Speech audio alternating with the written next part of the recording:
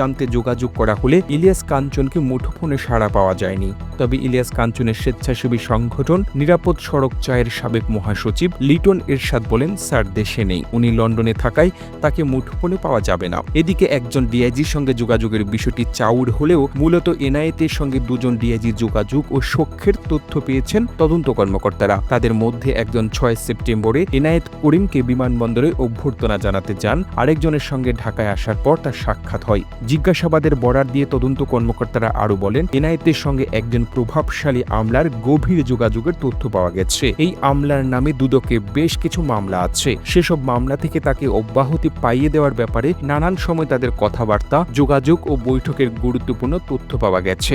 মামলা থেকে বাঁচানো বা রক্ষা করার কথা বলে 150 কোটি টাকা চুক্তি হয় তার সঙ্গে। তবে টাকা লেনদেনের কোনো প্রমাণ এখনো হাতে পাওয়া যায়নি।